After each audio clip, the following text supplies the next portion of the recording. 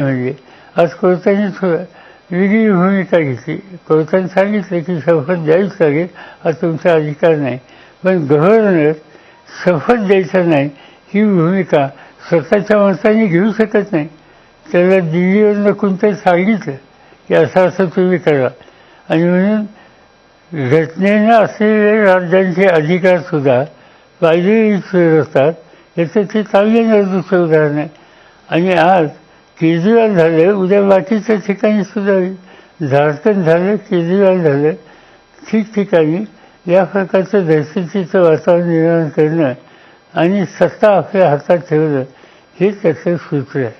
महाविकास आघाडीच्या जागा फायनल कधी होणार आहेत, कधी डिक्लेअर होईल? आणि म्हाडाची जागा आपण म्हणला होता रासपला द्यायची आम्ही मान्य केलेले, परंतु मान्य नाही केलं. आमच्या इच्छितो, माझी इच्छा आहे, पण सगळ्यांची इच्छा असली पाहिजे. कारण त्याच्यामध्ये हा निर्णय फक्त माझ्यावरनं होणार नाही. त्याच्यामध्ये माळशिरस तालुका अकलूज येतं, त्याच्यामध्ये सांगोला तालुका येतं, त्याच्यात फलटण येतं, त्याच्यात मान खटाव येतं. या सगळ्या लोकांना विश्वासात घेऊन त्याचा निर्णय आम्ही घेणार आहोत. आमची चर्चा चालू आहे. निवडणूक आयोगाला न कळवता केजरीवालांना अटक केली, निवडणूक आयोगाला न कळवता केजरीवालांना अटक केली, ही घटना बाह्य वाटत नाही? असं ते एक्झॅक्टली मला ते माहिती नाही लिगल पोझिशन काय. साहेब, एका बाजूला ईडीच्या कारवाया होतात, मात्र दुसऱ्या बाजूला भाजप इलेक्ट्रॉल बॉन्ड्सवर कुठेच काही भाष्य करत नाहीये. सुप्रीम कोर्टाने क्लिअर इन्स्ट्रक्शन्स दिले सुद्धा, मात्र भाजपने इलेक्ट्रॉल बॉन्ड्सवर काहीच भाष्य केलं. कशासाठी भाष्य करेन? पैसे त्यांना मिळालेले, सगळ्यात जास्त रक्कम ही त्यांच्याकडे आलेली आहे.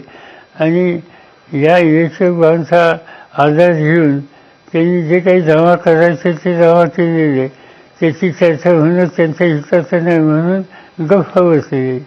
कोर्ट पुन्हा सांगते, सुप्रीम कोर्ट सांगते, पण सुप्रीम कोर्टाने सुद्धा काही ना काहीतरी कारणं घेऊन ते पुढे ढकलतात.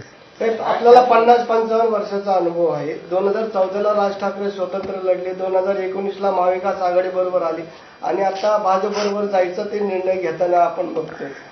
किती त्यांना यश मिळेल असं वाटतं? माहिती नाही मला. आधी ते किती जागा लढवत आहेत, 1 लढवत आहेत का 2 लढवत आहेत. आता बातमी मुंबईच्या फेफारला 2 जागेची आहे. त्यामुळे 1-2 जागे असं काही यश त्याचं काय परिणाम होणार नाही. साहेब, बीडीच्या जागेवरनं बजरंग सोनवणे यांनी खूप मोठ्या उत्साहात तुमच्या पक्षात प्रवेश केला पुण्यामध्ये. दुसऱ्या बाजूला ज्योती मेटेंचं काही ठरतंय का? माहिती नाही, अजून निर्णय आम्ही घेतले नाही. आमच्याबरोबर तशा सूचना आहेत, नाही असं नाही, पण त्या सूचनांच्यासाठी तिथल्या प्रमुख लोकांची चर्चा करून त्यांना विश्वासात घेऊन हा निर्णय घेतला जाईल. साहेब, राष्ट्रवादी काँग्रेस पक्ष फुटून महायुतीकडे गेला, परंतु जसजशा निवडणुका जवळ येतात तसतशा आपल्या शरदचंद्र पवार गटामध्ये इन्कमिंग अधिकच वाढलेलं आहे. निलेश लंके आले, हे आणखी येईल. तुम्हाला आत्ता दिसते ह्यापेक्षा अधिक लोक येतील. थोडं उमेदवारांच्या निवडीचे निर्णय दुसऱ्या बाजूने एकदा जाहीर झाले की तुम्हाला कळेल आणखीन किती लोक होत असेल. साहेब, काल महाविकास आघाडीची बैठक झाली, त्याच्यामध्ये जागासंदर्भात काय ठरले का? अंतिम निर्णय कधीपर्यंत होऊ शकतो या संदर्भात?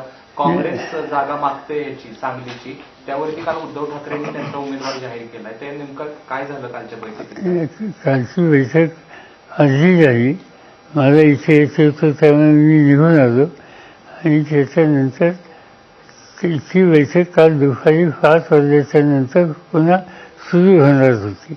तर ते बसले होते, पण त्याचं फायनल फिक्चर अद्याप मला कळलेलं नाही. साहेब, तुम्ही माढ्यामधून लढला होता एक शेवटचा प्रश्न. मी आता कुठं लढणार नाही, मी केला उभा राहणार नाही.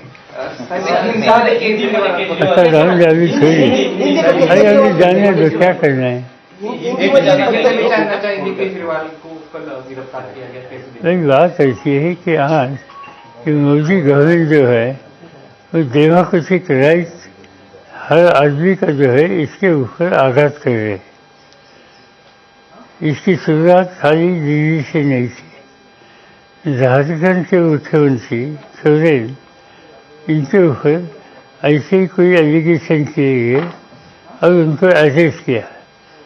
मुख्यमंत्री को अरेस्ट करने का काम झारखंड में हुआ. इसके बाद कई दिनों से दिल्ली सरकार के खिलाफ इस तरह की साजिश चल रही थी। लाल